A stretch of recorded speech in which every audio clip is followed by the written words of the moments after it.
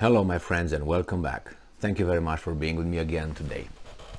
We know that wars are situations when and where civilians, casualties occur on usually both sides. Depends how the war, where the war occurs. Crimes occur, deprivation, starvation, and all this occurs there's no doubt about it. In this case, we have obviously the Ukraine war or the Russian-Ukrainian war, however we want to label it.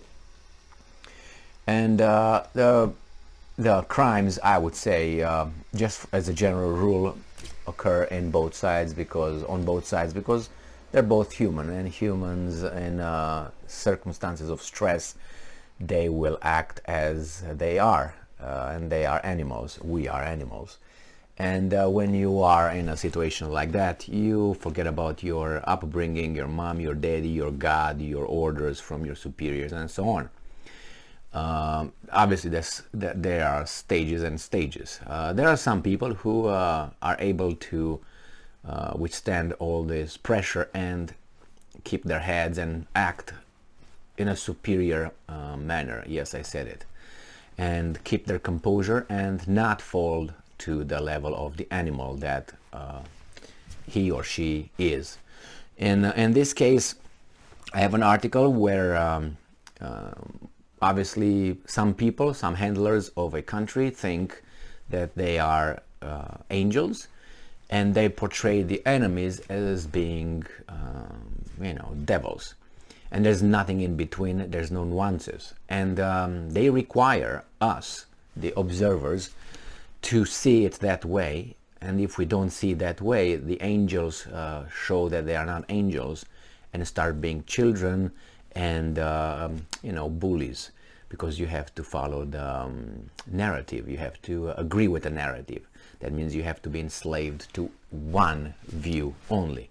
And we are human, and supposedly we are free.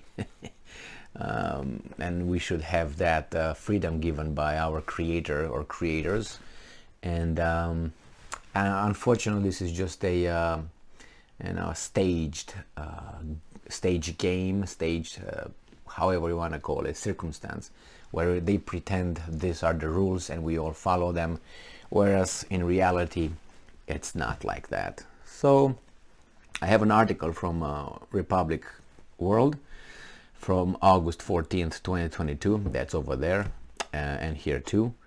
And then it says that Ukraine accuses Russia of blocking access to medicines, says it's a crime against humanity.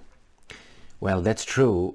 The definition is it's right. If someone prevents someone from, in a war, in this case a mass, where a lot of people are involved in this, and they say, okay, this group prevents the other group to have access to medicines, yes, that could be considered a crime against humanity. There's no doubt about it. Okay, are the Russians doing it? All right, so if the Russians are doing it, let's see, is it because they want it? Is it because maybe there are other circumstances? Because when you say, okay, these guys prevent those guys of doing that, you have to find the context. Like, for instance, if someone sees me beating a guy on the street, you will not say that Emil is necessarily here the aggressor, all right, and the other guy is poor victim.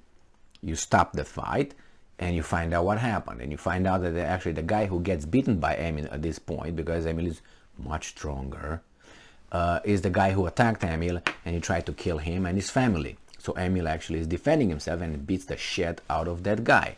So then therefore you say, oh, all right, so Emil is not the aggressor, or the person who commits crimes against humanity, but actually is the other one who instigated, started, and now the guy is punching this guy beating to a pulp. So this is just to see how things could be interpreted. Okay, maybe the Russians are doing that, but I have one little piece of information, of factual information, of knowledge, that would actually cast doubts or at least draw the angels into the crimes against humanity issue. And once we do that, then they will change the definition and say that's not. So let's see how we can do that. And I'm quoting, we believe, all right, we believed, I'm quoting this guy, Liashko. Now Liashko starts with we believe. I believe that yesterday there was a pig on the moon. I just believe that, all right? But if I say, well, I have evidence to support that the pig was over there, or I think the pig was over there, that's a different claim. Beliefs are not necessarily based on evidence. You know, I believe in, I don't know, there's 50 gods over there. It's my belief. You know? But once you say, I think, okay, now you have to prove it. You have to put here and say, okay, tell me, how did you get to that point? How did you know, to support your claims, you know, your statements? If you say, I believe, you can believe whatever you want. You can believe you're Stalin, doesn't matter. So we believe that these actions are being taken with intent by Russia, and we consider them to be crimes against humanity and war crimes. Okay, what are these actions? I want to know. So I'm asking for the evidence to have on the table. Ukraine's health minister on Saturday accused Moscow of depriving the civilians of affordable medicines, thus exacerbating their woes during the month-long conflict.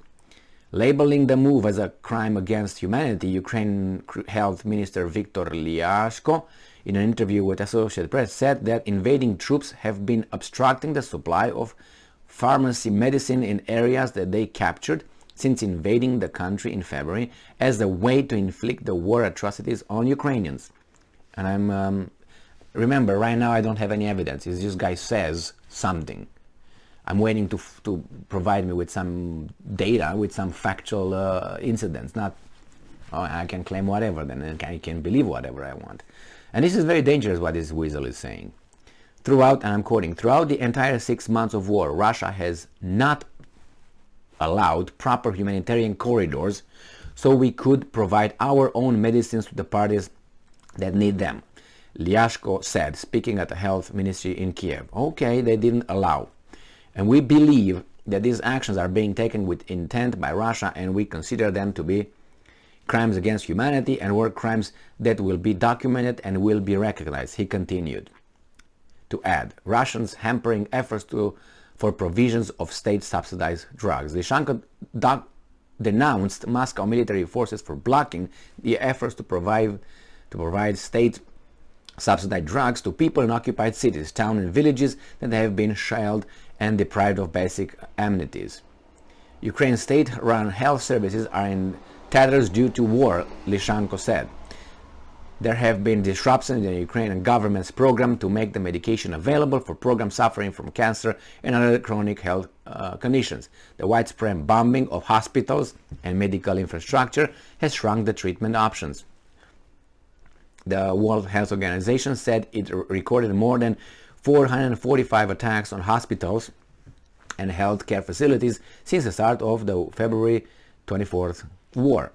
The attack so far was claimed several innocent lives. We are outraged that attacks on healthcare are continuing. Attacks on healthcare are a violation of international humanitarian law, said the WHO Director General at the press conference. Peace is the only way forward. Yes, that's correct. Now, we have a thing with the hospital.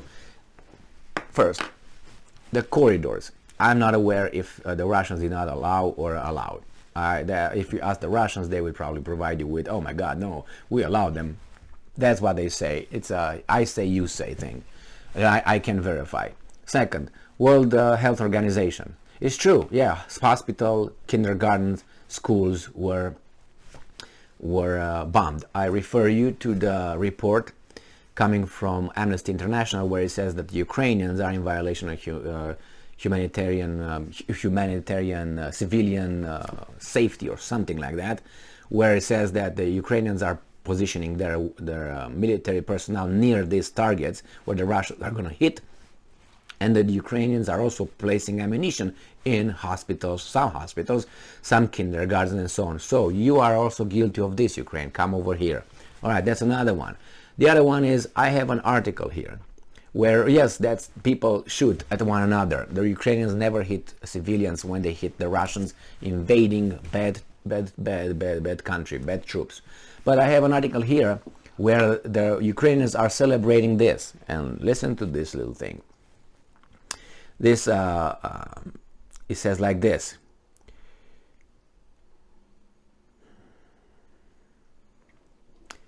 It's an article that came today, and it says that Ukrainian troops destroy bridges across the Dnieper River, cutting off Russian supplies to Kherson region. What does that mean?